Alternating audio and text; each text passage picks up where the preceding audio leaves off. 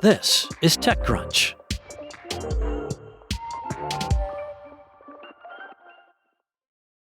Phia, the shopping startup co-founded by Bill Gates' daughter Phoebe Gates and Sophia Kianni, has been accused of a practice known as cookie stuffing, which may have helped the product receive commissions and credit for sales it did not actually generate. Now, that's according to a Bloomberg investigation. The report has sparked controversy and led to Phia's suspension from Impact.com, a leading affiliate and influencer platform. Other startups have been sued over cookie stuffing, notably Honey, which is owned by PayPal and remains the subject of an ongoing class action lawsuit. Founded last year, Phia has raised more than $40 million in funding and has a star-studded list of investors, including Khloe Kardashian and Hailey Bieber. The startup developed an app as a browser extension that works somewhat like Google Flights, but for shopping. Phia helps customers find the lowest-priced items across various retailers, as well as discount codes to use when shopping. The company takes a commission on purchases made through the platform, an industry practice known as affiliate marketing. The Bloomberg investigation, as well as findings from an independent consultant and a competitor, found that if a user shopped at an online retailer, even if they arrived at the site on their own or through another affiliate program like Wirecutter, Phia would open a new tab in the background. During the checkout process, Phia would override the referral codes from other affiliates and instead inject its own, allowing it to take credit for and potentially receive a commission on a purchase it did not earn. Once the issue was flagged to Phia, a spokesperson told Bloomberg that all necessary changes had been made to fix the issue. A check by Bloomberg found the issue had been resolved. It's unclear if the fix is enough to satisfy the retailers and affiliate partners, though, that work with Phia. TechCrunch reached out to Phia for comment and has not received a response yet. There's something almost too perfect about this one, via Bloomberg. Lyzr, a 3-year-old Jersey City, New Jersey startup that helps enterprises build AI agents, used its own AI agent to raise its own round.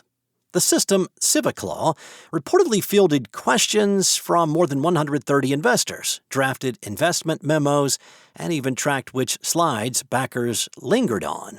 It basically ran point on the startup's $100 million Series B at a roughly $500 million valuation, while proving that the product actually works. Now, it's hard to imagine a cleaner sales pitch, right?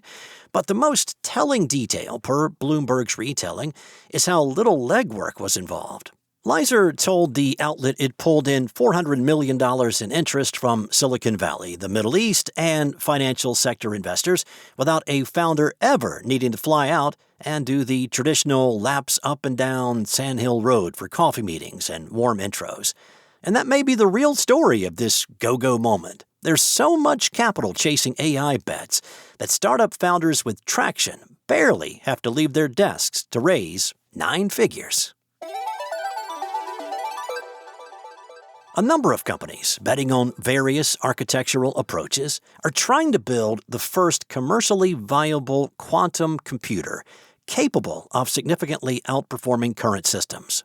Atomic, which entered the race earlier this year with the goal of developing the first utility-scale quantum computer by the end of the decade, said this week that it has raised $300 million. The massive Series A round was co-led by Arch Venture Partners, Spark Capital, and Khosla Ventures, with participation from Bezos Expeditions, Index Ventures, General Catalyst, Lower Carbon Capital, Bain Capital, and others. Founded by Caltech physicists, Atomic uses lasers, which act as optical tweezers to hold individual atoms in place as the basis for its quantum computer.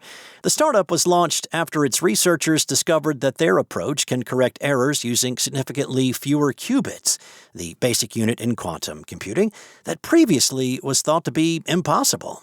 Now, since quantum computers are sensitive to noise, effective error correction is the key to turning them into truly useful tools. Atomic's co-founder and CEO Dolev Bluvstein told TechCrunch that you would have not previously been able to convince any of us to start a quantum computing company because we just thought it was way too far away. Only when we made this recent breakthrough did we simultaneously all change our minds. While most other quantum companies are making prototypes available to research scientists and corporations, Oratomic has no plans to develop or sell these systems, known as Noisy Intermediate Scale Quantum, or NISQ. Bluffstein noted that Oratomic should not be compared to PsiQuantum, a startup valued at $7 billion last September, which is also bypassing the NISQ stage and aims to deliver a viable million-qubit quantum computer by the end of next year. Oratomic's approach is fundamentally simpler and less expensive. Bluffstein argued that the difference is that we need roughly 10 to 20,000 qubits to build a useful computer, and we have already experimentally demonstrated all of the core components required of that computer at a slightly smaller scale. A full-scale quantum computer could facilitate breakthroughs in any field requiring complex calculations from biotech, chemistry, and logistics to artificial intelligence and cryptography. Companies working toward building these machines and developing software for their use have seen a wave of enthusiasm from investors recently. Several startups in the space, including Inflection and Quantinuum, have gone public this year. Meanwhile, existing public companies like Rigetti and IonQ have seen their share prices surge over the past 18 months. Still, investor Vinod Khosla is so confident Oratomic will build the first fault-tolerant quantum computer that he wrote on X it was his firm's largest initial investment yet. That's all for now. For the latest in startup tech, go to TechCrunch.com.